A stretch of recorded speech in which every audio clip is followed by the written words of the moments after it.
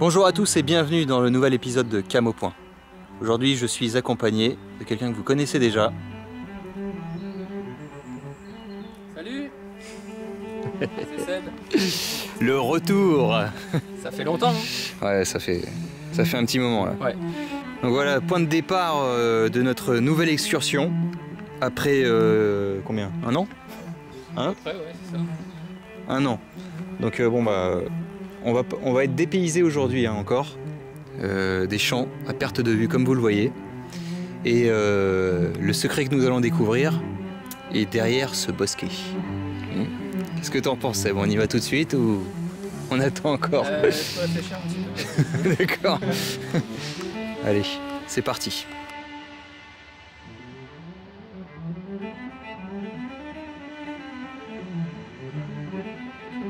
C'était comme si nous avions tourné hier. Hein, il y a à peu près un an, on était en forêt de Fontainebleau. Là, maintenant, on se retrouve dans un bosquet perdu au fin fond du Val d'Oise. Je ne divulguerai pas le lieu pour garder un peu le suspense.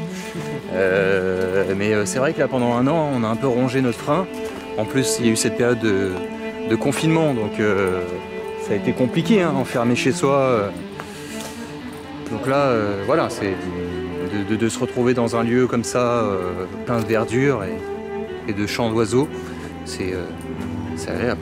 Ça fait du bien. C'est comme nous. C'est toujours les mêmes trucs qu'on ressort. Ouais, mais bon, c'est la vérité. Voilà, ouais, c'est ça, c'est l'essentiel, il faut pas... Encore plus maintenant.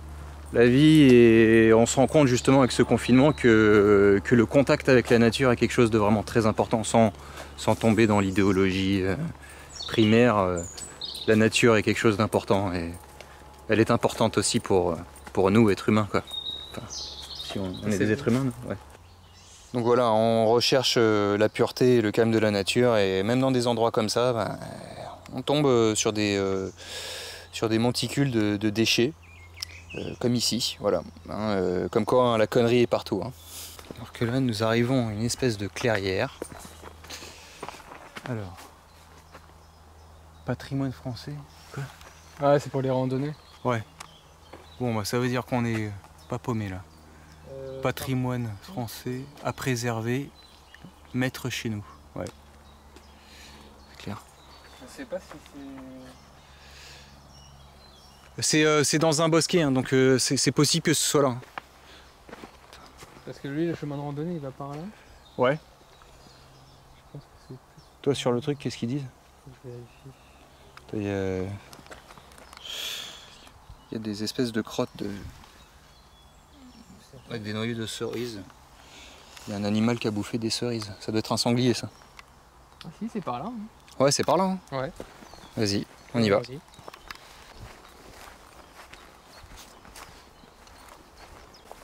Alors.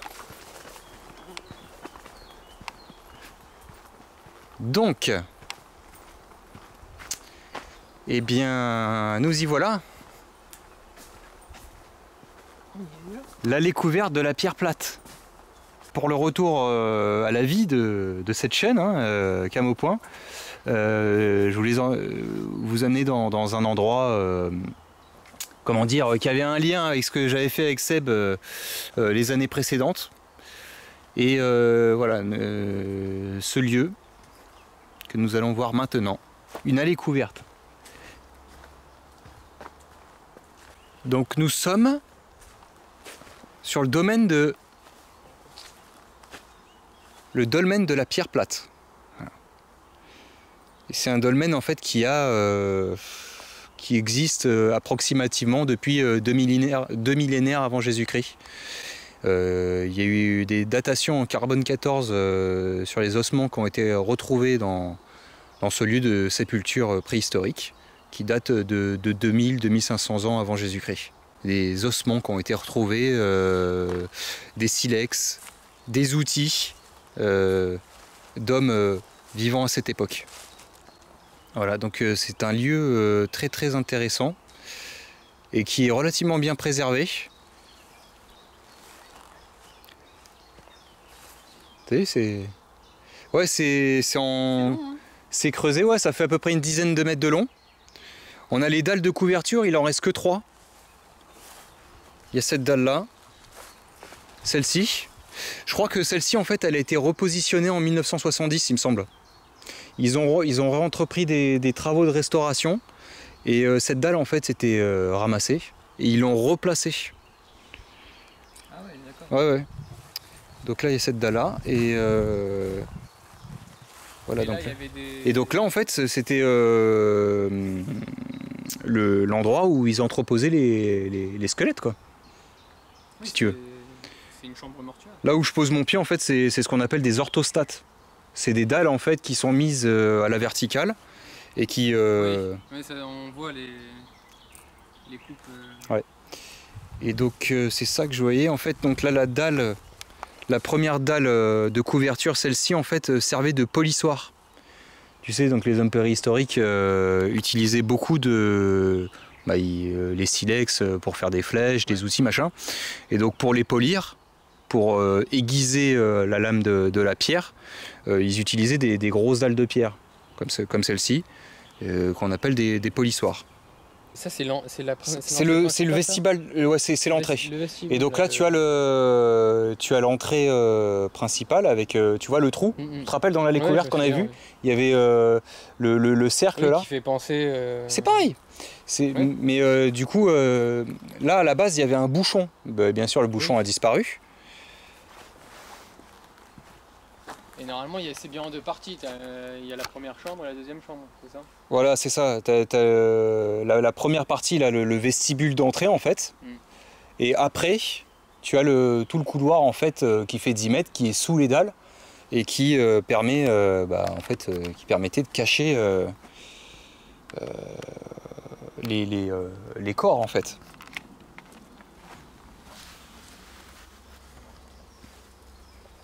C'est vrai que celle-là, elle est sympa. Parce que... Bah, elle est accessible. Elle est accessible. Bon, je préfère un peu. Il y a un truc de Kinder. Ouais.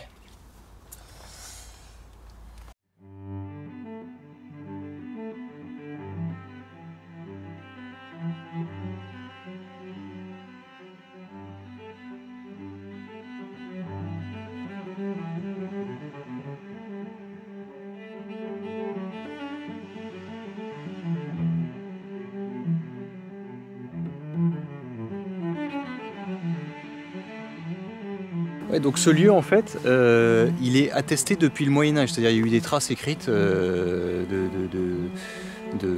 personnes de l'époque qui ont attesté de la présence de cette sépulture préhistorique. Mais elle n'a été digne d'intérêt qu'à partir de 1926. C'est un archéologue peintre, Monsieur Botté, qui s'est intéressé à la découverte de ce qu'il y avait dans cette sépulture. Et c'est lui qui a découvert tous les ossements, les outils préhistoriques.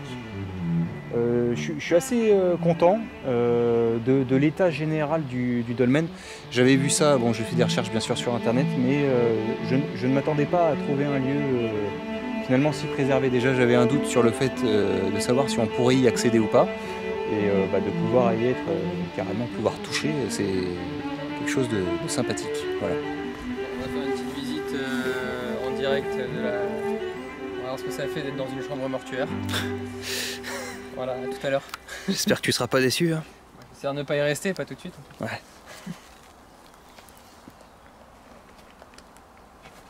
Le cep passe par le bouchon d'entrée. Ils étaient plus petits, non, avant? Ouais, je pense qu'en moyenne, ils étaient un peu plus petits que nous.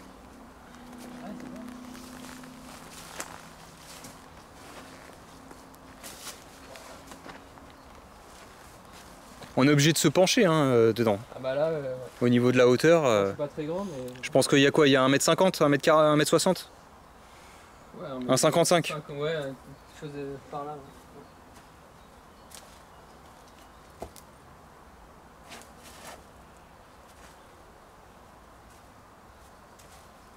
Il fait bon là-dessous. Hein. Ouais. On est à l'abri du soleil. Voilà, donc là, normalement, c'est fermé. Voilà. Et tu vois, donc c'est cette dalle-là. C'est cette dalle-là qui a été repositionnée, qui s'était affaissée. Ils l'ont Elle était dans le... Ouais, elle s'était cassé la gueule dans le fossé en fait. Ouais. Ou alors des petites impressions, comme ça. C'est froid. C'est une chambre funéraire, hein, faut pas l'oublier. Voilà, c'est ça. C'est peut-être la sensation que je ressens du coup en étant dans ce lieu. Je vais faire le retour.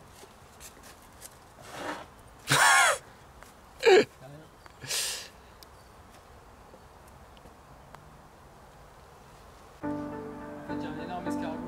C'est vrai? Je prends en photo pour ma fille parce qu'elle adore ça. Genre lui, c'est un mastodonte. Je pense que lui, il est là depuis 4 000 ans. Tu crois? Oh putain, la vache! Ouais, il est bon. Attends.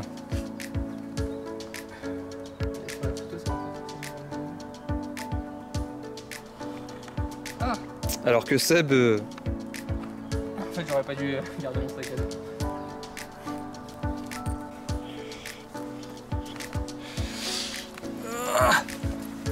Voilà.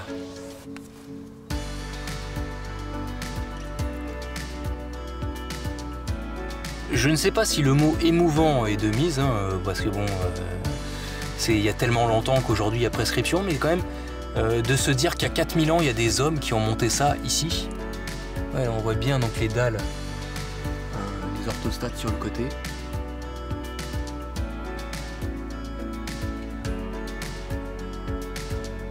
Là, on voit bien la trace du bouchon de la porte d'entrée en fait. Donc ça, bien sûr, hein, c'était bouché, c'était scellé. Et il ne le rouvrait que pour... Merde, putain, il ne le rouvrait que pour ajouter des corps en fait. Hein, parce que l'accès n'était que par là avant. C'était un bouchon... C'était une dalle de pierre. Mais qui avait la forme du cercle si tu veux. Donc il taillait... C'est ça. Il taillait la pierre, Ouais. donc, Exactement. Là, il y a des espèces d'inscriptions sur l'orthostate d'entrée. Alors, il y a des trucs qui ont été rajoutés. Hein. Ça, c'est des gens qui ont écrit par-dessus. Mais par contre, il y a d'autres trucs. Peut-être... Là, c'est dommage parce que je vois pas comme ça. Et il y a peut-être des sculptures ou des bas-reliefs qui datent du Moyen-Âge là-dessus. Je ne les vois pas là comme ça parce qu'avec le temps...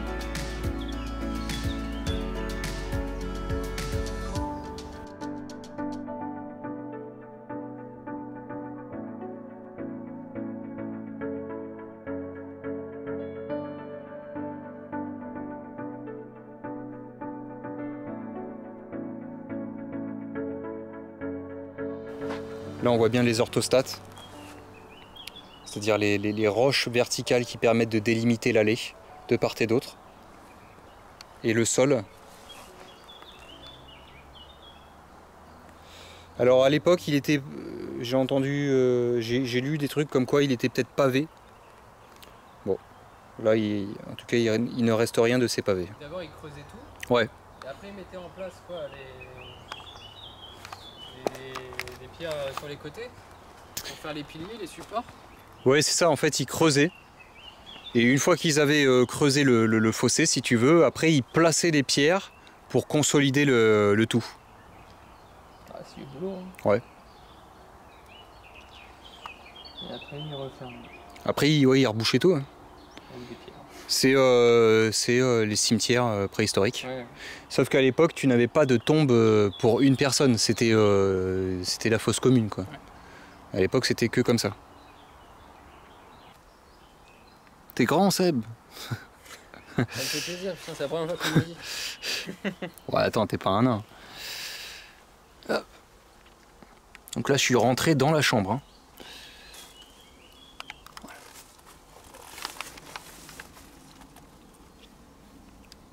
Là, entre les orthostates, en fait, c'est des empilements de pierres sèches. Et ça servait à quoi, là, justement, les empilements de pierres comme ça? C'est pour caler les... Et ben, en fait,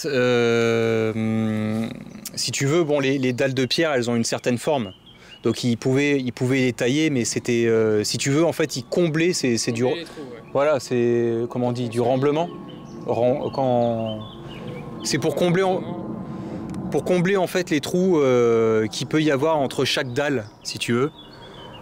Parce que autrement, faire ça au millimètre, tu vois, bon, ils avaient peut-être pas toutes les techniques pour pouvoir, mais c'est déjà pas mal, hein, de. Ouais. Donc ils comblaient tous les trous avec des pierres comme celles que vous voyez là, en fait. J'essaye de regarder si éventuellement il peut y avoir, tu sais, une espèce de sculpture. Une inscription, ouais. Ouais. Mais bon, j'ai vraiment l'œil d'un ignare, donc. Bah, c'est pas évident, hein, parce qu'avec le temps, ça se dégrade. Alors, mais surtout que c'est un métier, quoi, un archéologue. Ouais. Il faut avoir vraiment l'œil vif pour ça. Hein. Ouais. Nous, on n'est pas calibré pour ça. On nous sert tout sur un plateau, en fait, et on consomme. Donc on n'a pas le regard, l'acuité visuelle pour pouvoir découvrir les choses, quoi. Sauf si on a la chance, quoi.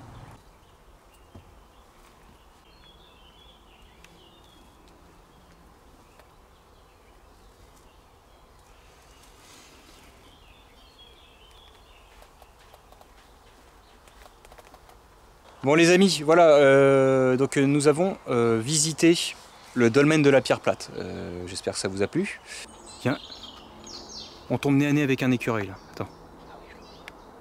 Regarde. Ça bouge pas, hein.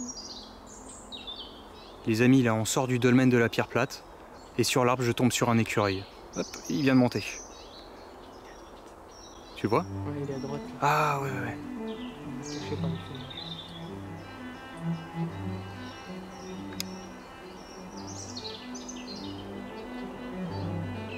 Je pense qu'il a dû nous voir. C'est idyllique là comme endroit. Avec le lierre sur les troncs.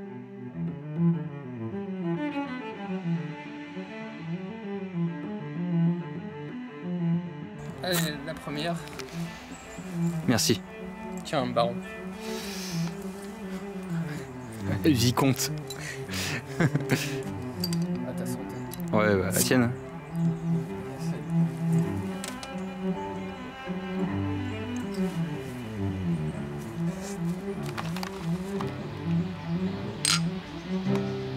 À la vôtre, hein.